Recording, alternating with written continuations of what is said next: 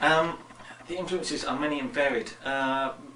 In terms of game design, it's partly Plants vs Zombies, partly every RTS game ever, noticeably Company Heroes, which is my real-time strategy game of choice, although I've got addicted to pretty much every RTS game. I played quite a bit of Defence Grid, but that was after I'd started on this game to see what that was like, so it's not really a big influence in that respect. I think of more interest is kind of the the kind of implied backstory and the sort of fluff around the game,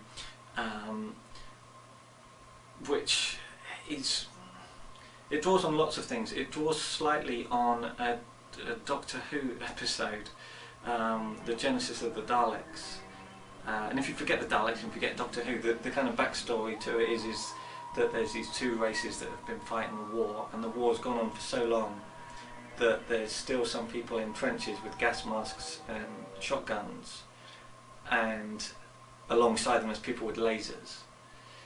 And I find that very sort of attractive as a kind of backstory and an idea, and it does occur to me that it's kind of an interesting idea that World War I never ended, let alone, you know, World War II, that you've gone all the way from guys in trenches catching diseases and eating rats to the modern day and beyond with mechs and lasers, and that you have a war that is spanning all of that, but with the same attitude that they kind of had to some extent in the First World War and the Second World War, which is exaggerated by Blackadder goes forth, that kind of optimistic, you know, it'll all be over by Christmas, sort of British stiff upper lip, you know, we're in a bit of a pickle here boys, kind of thing, which I quite like, being very English,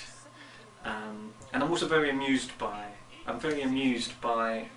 Stephen Fry's General Melchett and Blackadder. I said, how are you? Permission to speak. Oh, absolutely top holes are with a yin and a yang and a yippity-doo. Splendid! I'm massively amused by that, and you know, if there was a market to just do a sort of upper class World War I English general simulator, I'd do that. But there's a big part of that is in the game. It's the idea that you still have the sort of patriotism, and you still have the optimism that the war will be over this Christmas, even though we said that 200 years ago. I think combining that with the kind of sort of futility of World War I and lots of people going to their sort of mindless deaths, and I think it works really well with tower defence, because the whole idea of tower defence is absolutely ridiculous, because why are you still walking down this road? There's turrets, you know, what are you doing? It's mad. You're going to march straight into certain death. The motivation for the attackers in tower defence is that you're clearly mental. World War I. You know, the explanation for that is that it's a tower defence game with, you know, Field Marshal Douglas Haig controlling the attackers. Then it makes sense. It is a war where you know, you're sort of going over the top to certain death, and I think that kind of works in with tower defence, and you know, hopefully that kind of all comes together, and it also allows me to have a game where you have World War II's tanks, which are the coolest tanks. I'm a bit obsessed with tanks. I've driven tanks, driven several tanks, and been in all kinds of tanks, old tanks.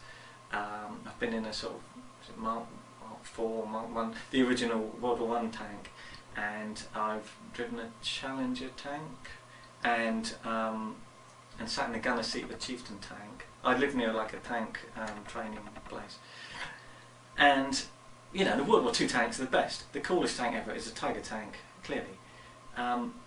And if you could find a way to design a game where you had Tiger tanks but with lasers, fantastic.